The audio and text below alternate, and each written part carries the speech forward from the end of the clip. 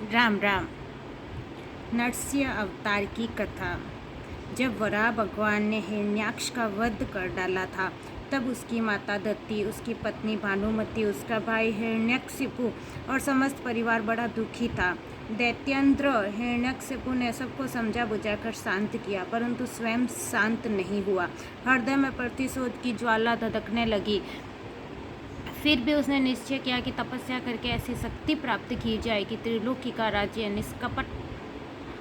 निष्कंटक हो जाए और हम अमर हो जाए। निश्चय कर लेने पर हिरण्यकशिपु ने मंदराचल की घाटी में जाकर ऐसा घोर तप किया जिससे देवलोक भी तप्त हो गए।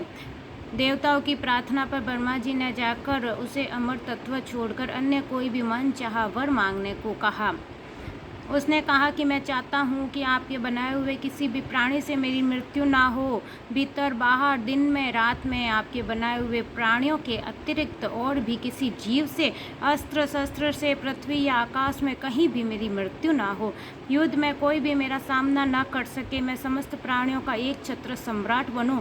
इंद्रादिक समस्त लोकपालों में जैसी आपकी महिमा है वैसी ही मेरी हो।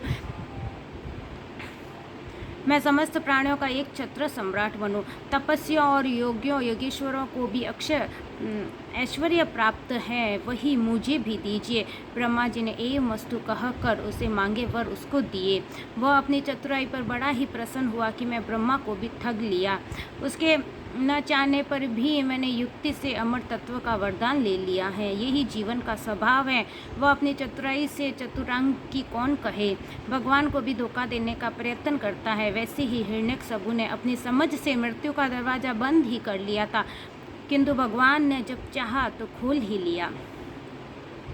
वर प्राप्त करके उसने संपूर्ण दिशाओं, तीनों लोगों और देवता, असुर, नर, गंधर्व, गरुड़, सर्प, सिद्ध, चारण, विद्याधर, ऋषि, पितृगणों के अधिपति, मनु, यक्ष, राक्षस, पिशाच, पति, भूत, प्रेतों के नायक तथा संपूर्ण जीवों के स्वामियों को जीत कर अपने वशीभूत कर लिया।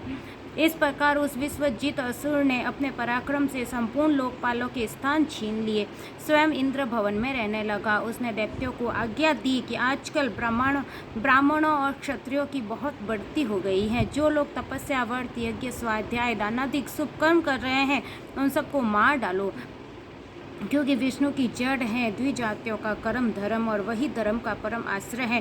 दैत्यों ने जाकर वैसा ही किया, परंतु जहाँ त्रिलोक्यों में इस प्रकार धर्म का नाश किया जा रहा था, वहीं हिरण्यकशिपु के पुत्रों में प्रहलाद जी जन्म से ही भगवत भक्त थे।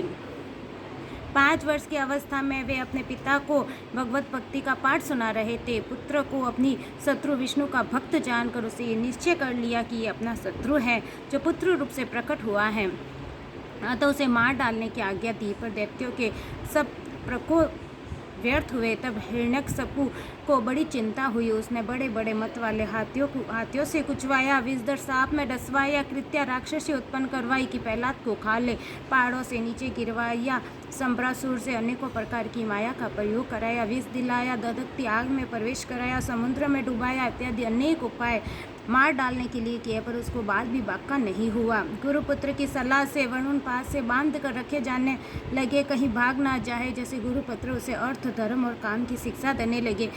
छुट्टी के समय प्रहलाद ने समवयस्क असुर बालकों को भगवत भक्ति का स्वरूप बताया, जिसे सुनकर सब सहपाठी असुर बालक भगवत निष्ठ हो गए। ये देखकर पुरोहित ने जाकर सब हाल हिरण्यकशिपु से कहा। सुनते ही उसका शरीर क्रोध के मारे थरथर कांपने लगा। उसने प्रहलाद जी को अपने हाथ से मार डालने का निश्चय किया। फिर उसे बुलाकर बहुत डांटा, झिटका और पूछा कि तू किसके बल पर मेरी आज्ञा के विरुद्ध काम करता है। प्रहलाद जी ने सर्वात्मा सर्वशक्तिमान भगवान के स्वरूप का उपदेश दिया। क्रोध से भरकर बोला, देखूँ तो तेरा जगदीश्वर कहाँ है? अच्छा, कहाँ वो सर्वत्र है, वो खंभे में क्यों नहीं दिखता?